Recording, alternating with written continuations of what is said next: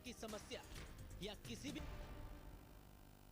सपा सरकार के 4 साल पूरे हो गए हैं, बजट पेश हो चुका है और सत्र चल रहा है।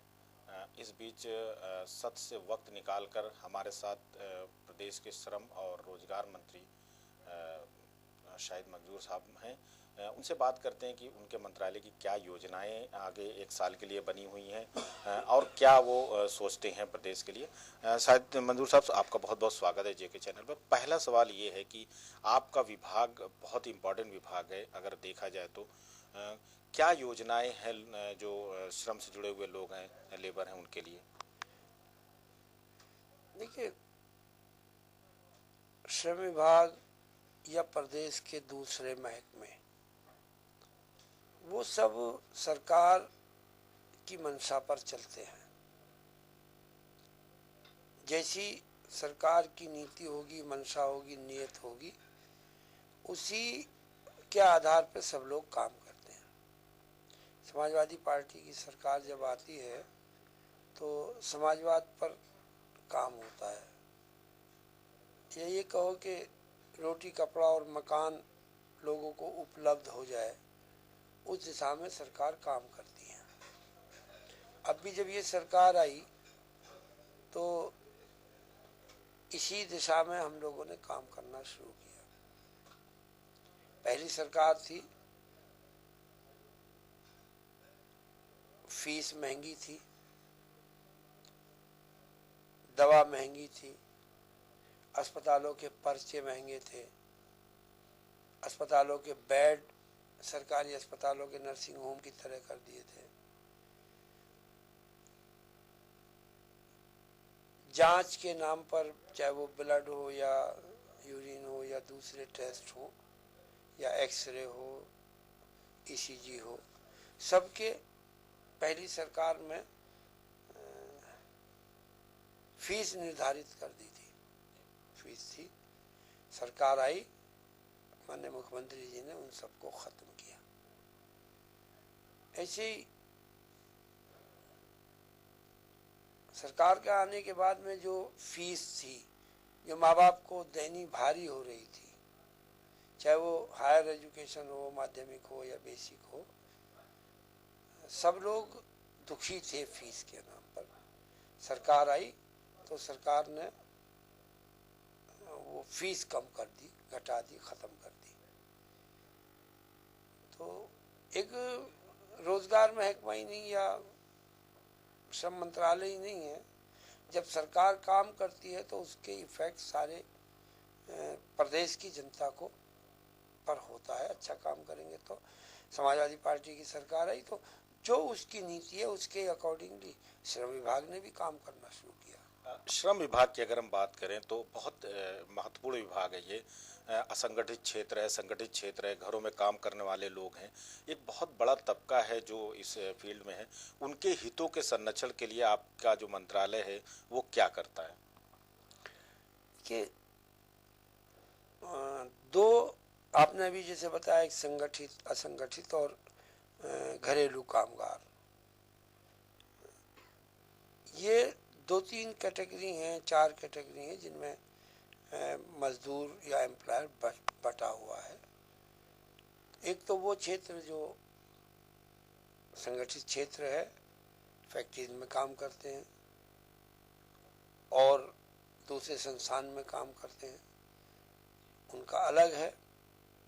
एक असंगठित क्षेत्र है, उसको अब सरकार ने और सरकारों ने उसको कवर करना शुरू किया है, असंगठित क्षेत्र को। उसमें पहले भट्टा मजदूर भी होते थे, उसमें सड़क बनाने वाले थे, उसमें कारपेंटर हैं, उसमें इलेक्ट्रीशियन हैं, पत्थर ढोने वाले हैं, तोड़ने वाले हैं, पत्थर तराशने वाले हैं, टाइल लगाने वाले हैं। अब बहुत सारे असंगठित क्षेत्र के लोग काम करते थे। सरकार ने, जिनको कहा जाए कंस्ट्रक्शन वर्कर, तो कंस्ट्रक्शन वर्कर के लिए सरकार ने रजिस्ट्रेशन कराया और बहुत सारी योजना उन लोगों के लिए चला रही। इसके अलावा भी जो एक और असंगठित क्षेत्र है, उसके लिए भी माननीय मुख्यमंत्री जी ने हम लोगों से कहा है कि वो एक स्कीम बनाओ और उस क्षेत्र को भी कवर करने की कोशिश करो। हमारा प्रयास है असंगठित क्षेत्र के उस तबके को भी हम नियमावली बना के जल्दी उनके हक में भी काम करेंगे। ऐसी बीड़ी वर्कर हैं, ऐसे बहुत सारे लोग हैं जिनके लिए काम करने की आवश्यकता और सरकार उनके लिए काम कर भी रही है। कालीन बनाने वाले लोग हैं, कांच की चूड़ी बनाने वाले हैं, कांच का काम करने वाले लोग हैं, सड़क पे मिट्टी डालने मनरेगा के सब लोग, ये सब लोग हम लोग कवर कर रहे हैं, इनका रजिस्ट्रेशन कर रहे हैं और इनके लिए मरने से पैदा होने से लेकर मरने तक की के लिए हम इनका इंतजाम कर रहे हैं और योजनाएं बना रहे हैं। जैसे खास तौर पर अगर असंगठित क्षेत्र की बात करें तो बहुत से मजदूर शहर गांव से शहर आते हैं, बहुत से दूर दराज से आते हैं जो दूसरी जगहों पर जाके काम करते हैं। उनके लिए अगर वो मजदूरी की बात कर लें तो मिल जाती है, लेकिन उनके जैसे बच्चे हैं वो स्कूल नहीं जा पाते। क्या इस तरह की भी कुछ योजना है श्रम विभाग के पास? अभी मैंने बताया आपको कि असंगठित क्षेत्र में जो कंस्ट्रक्शन वर्कर हैं, आपने जिनका जिक्र किया, ये सब काम करने वाले असंगठित क्षेत्र के वो मजदूर हैं जो सुबह को घर से निकलते हैं, झाड़ी मिल गई तो काम कर लिया तो नहीं। इनके लिए सरकार ने, उत्तर प्रदेश सरकार श्रम विभाग ने महत्वपूर्ण कदम उठाए हैं। उठाए भी हैं और उसके लिए एक एक्ट भी है, जो बीओसी का एक एक्ट है, जो नियम है वो है। तो उसके जो कवर होते हैं उसमें वर्कर, काम करने वाले मजदूर, उनका रजिस्ट्रेशन होता। 40 कैटेगरी के लोग हैं जो उसमें आ जाते हैं। उसमें मट्टी डालना, पत्थर तोड़ना, पत्थर लगाना, पत्थर घिसना, यानी किसी भी तरीके का जो कंस्ट्रक्शन से जुड़े हुए लोग हैं उन सबका रजिस्ट्रेशन होता है। और जिसका रजिस्ट्रेशन हो जाएगा उस रजिस्टर्ड मजदूर के जब बच्चा पैदा होगा तब से लेके मजदूर के आखिर वक्त तक के लिए तमाम योजनाएं हम लोग चला रहे हैं। मुख्यमंत्री जी की प्रेरणा से कई काम ऐसे हैं जो देश के दूसरे कोने में नहीं हो रहे मगर उत्तर प्रदेश में हो रहे।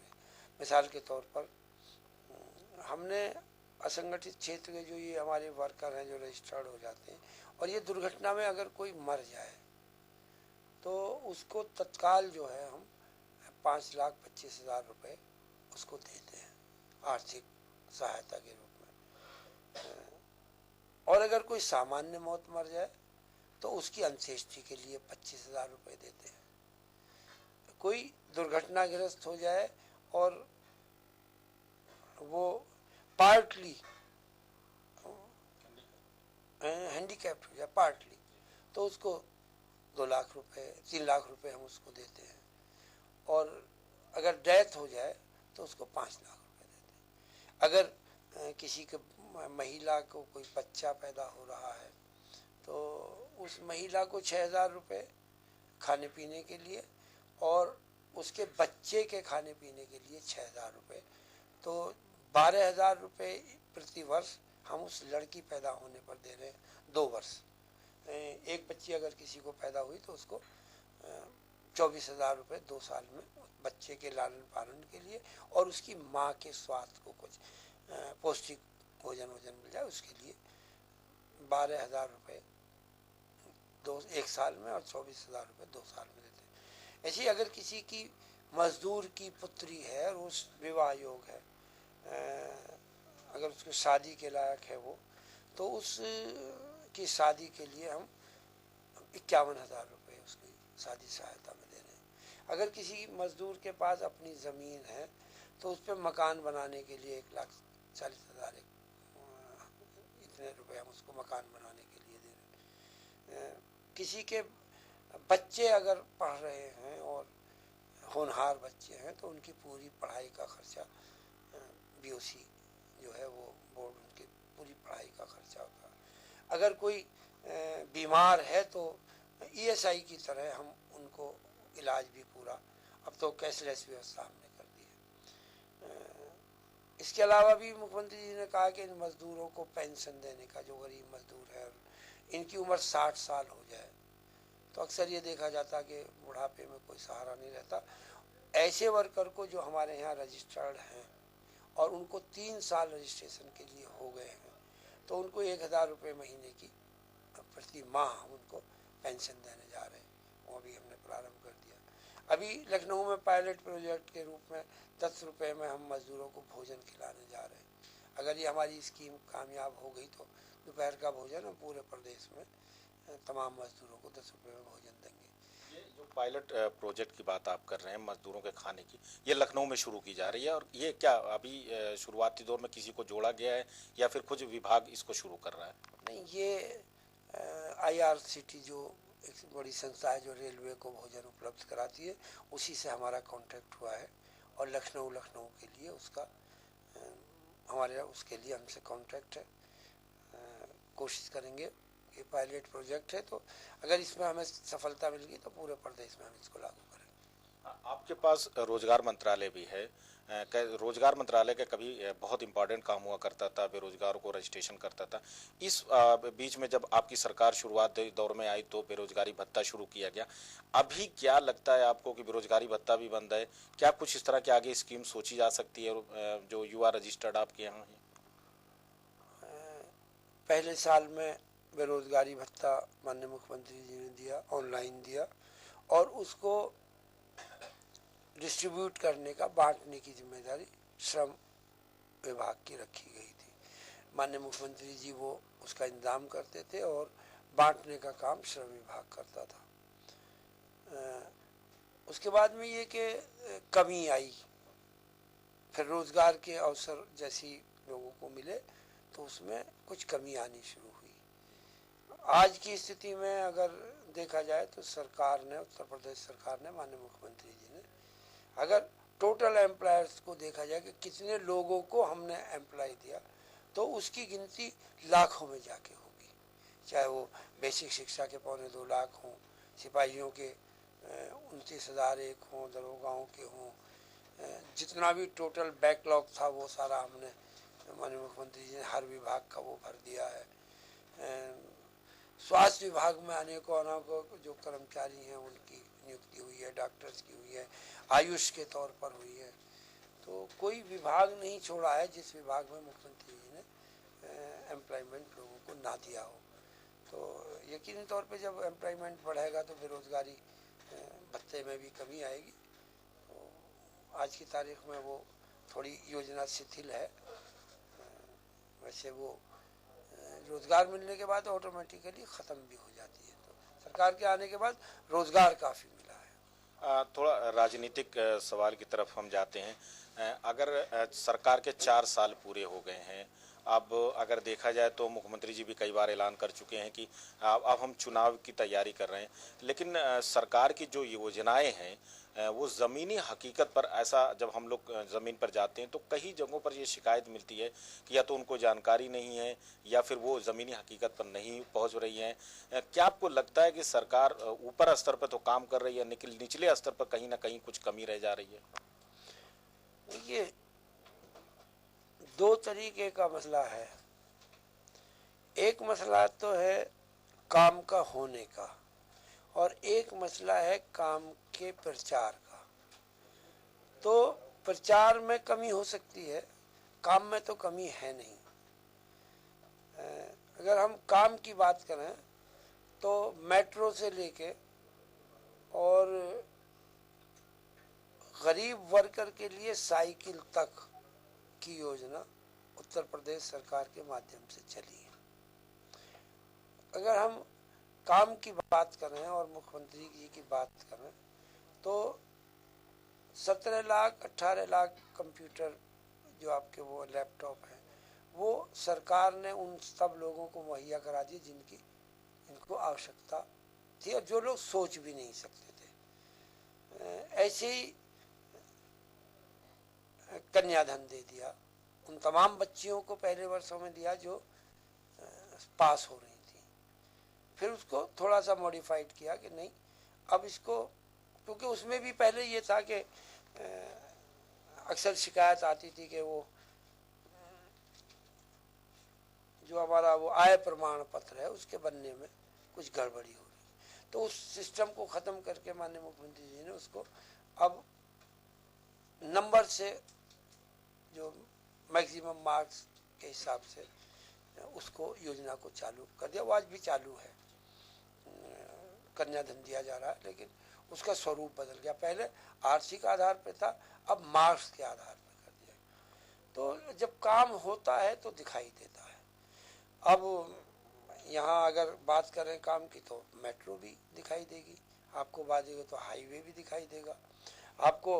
अगर देहात में आप चले जाओ तो लोहिया ग्राम है, जनेश्वर ग्राम है, उनके मार्फत होने वाली बनने वाली सड़क है, बनने वाले मकान हैं, वो सब दिखाई देगा।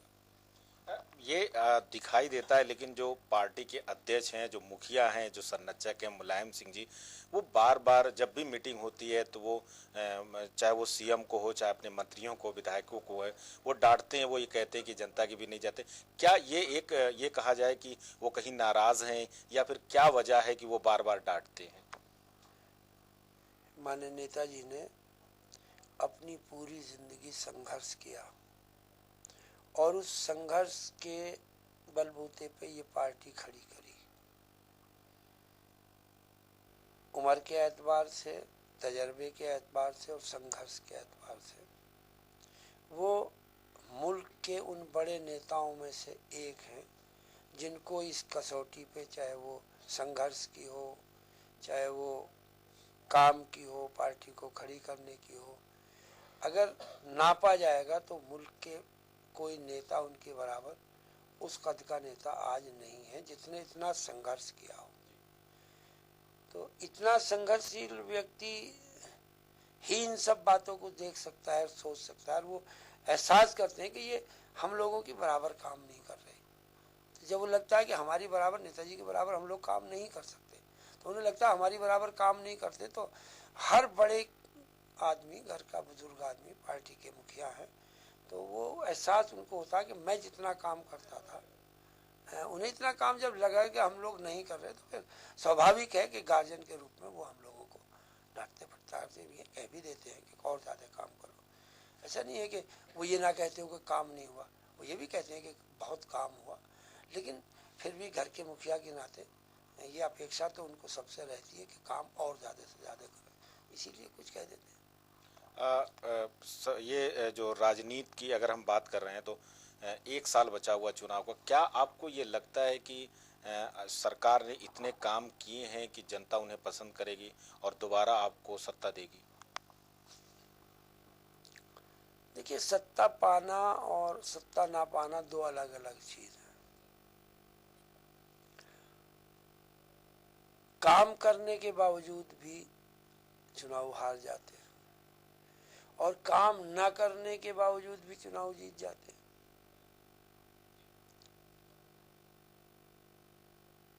अब उदाहरण के लिए पार्लियामेंट है, आज की गवर्नमेंट है, उन्होंने दो चार नारे ऐसे दिए कि लोग भ्रमित हो गए और सरकार में उनको बिठा दिया। जैसे एक जुमला उन्होंने बाद में जुमला कहा, नारा तो नहीं, उन्होंने खुद ही कहा तो जुमला है। एक जुमला था उनका कि 15 लाख रुपए सबके अकाउंट में पहुंच जाएंगे। बाद में जब बात हुई उनका तो एक जुमला था। ऐसे ही उन्होंने कहा कि वो काला धन सारा जो विदेश में है वो सब वापस आ जाएगा। ऐसे ही उन्होंने कहा कि एक सर के बदले में हम अपने दुश्मनों के 10 सर लेके आएंगे। उन लोगों ने कहा कि हम भ्रष्टाचार को जड़ से उखाड़ के फेंक देंगे। ये कई ऐसे जुमले उन लोगों ने बोले और चुनाव में बात करी कि वो हर हर मोदी, घर घर मोदी हो गए। तो सरकार आने के चक्कर में तो बहुत सारी बात, बहुत सारे प्रचार, ये सब कुछ वक्ती तौर पर, क्षणिक तौर पर कुछ भी बात हो सकती है सरकार के आने ना आने की। लेकिन जब तुलनात्मक बात करी जाए कि सेंट्रल गवर्नमेंट अब 2 साल उनकी हो गई और 4 साल हमारी हो गई, तो 2 साल और 4 साल में जो डिफरेंस है उसको जनता निश्चित रूप से नापेगी। भारतीय जनता पार्टी ने सरकार के आने, ये दूसरा बजट उन्होंने पेश किया है, इस बजट में उन्होंने प्रदेश को या देश की जनता को क्या दिया है या वो जो उन्होंने वादे किए थे या जो जुमले बोले थे उन पर वो कितना सच उतर रहे हैं, ये वक्त है उसके आकलन का। और इस बात का भी आकलन होगा कि उत्तर प्रदेश में प्रचंड बहुमत की सरकार हम लोगों को दी यहाँ की जनता ने। हमने अपने मैनिफेस्टो में किए गए वादे पूरे किए कि नहीं किए। हमने अगर ये वादा किया था कि हम लैपटॉप देंगे, हम दूसरी योजनाओं को चलाएंगे, तो क्या हमने उसको पूरा किया या नहीं किया, ये तो सब समय की कसौटी पर सही उतरेगा तो पता चलेगा कि हमने क्या किया है, उन्होंने क्या किया है, तो कंपैरिजन हो जाएगा। और अब मैं समझता हूँ कि जो एक और वक्त है सही दिशा में जाने का, वो मेरे अपने हिसाब से अब वक्त आ गया है कि लोग सही दिशा में कदम उठाएंगे। उदाहरण के लिए मंदिर मस्जिद का मुद्दा कभी का खत्म हो चुका है, अब कोई मुद्दा नहीं रह गया है। और यहाँ की जनता बखूबी जान भी गई है कि सरकार हासिल करने के लिए कौन पार्टी किस हद तक जा सकती है। और भारतीय जनता पार्टी का ये बयान भी आ चुका है, यहाँ की जनता के सामने है कि यहाँ सत्ता प्राप्ति के लिए, उत्तर प्रदेश में सत्ता की प्राप्ति के लिए यहाँ तो फसाद कराओ और इलेक्शन जीत जाओ। ये अमित शाह जी का बयान आ चुका है। तो सत्ता मिले न मिले, गवर्नमेंट बने न बने, दो अलग अलग बात है। सच्चाई अलग है और प्रचार अलग है। अब आखिरी जो सवाल है, छोटा सवाल है कि उत्तर प्रदेश में आपके खिलाफ कौन है, बीजेपी या बीएसपी? देखिए, विचारधारा के हिसाब से मैं बात करता हूँ। समाजवादी पार्टी की विचारधारा सबको साथ लेके चलने की है, हिंदू मुस्लिम सिख ईसाई सबके लिए बात करने की है, सबको साथ लेके चलने की है। इसके विपरीत भारतीय जनता पार्टी वो सबको साथ लेके चलने वाली पार्टी नहीं है, बल्कि संकीर्ण जो उनकी मानसिकता है उसके हिसाब से वो लेके चलती है। तो निश्चित रूप से दोनों विचारधाराओं की लड़ाई है। अब इस विचारधारा में मुझे लगता है कि प्रदेश की जनता ऐसी संकीर्ण विचारधाराओं के लोगों को सबक सिखाएगी, और जो दंश पिछले 15 सालों से इस प्रदेश ने झगड़े का, फसाद का जो झेला है, उसको या 20 साल से जो देखा है प्रदेश की सरकार ने जो झेला है, यकीनी तौर पे ऐसी शक्तियों को, ऐसी जो फासिस्ट ताकत है, उन ताकतों को हराने के लिए उत्तर प्रदेश की सरकार हमारा साथ देगी, हम जनता हमारा साथ देगी और प्रदेश में सरकार बनाएगी। जेके चैनल से बात करने के लिए बहुत बहुत शुक्रिया। ये थे श्रम और रोजगार मंत्री शाहिद मंजूर साहब, जिनका ये साफ कहना है कि उत्तर प्रदेश सरकार ने पिछले 4 साल में जो काम किए हैं वो पिछली कई सरकारों ने नहीं किया है। उनका ये भी दावा है कि जनता जो है सब कुछ जानती है, जनता को सब पता है और जनता हमें दोबारा ज़रूर मौका देगी। कैमरामैन अरविंद दीक्षित के साथ अशफाक अहमद, जेके चैनल, लखनऊ।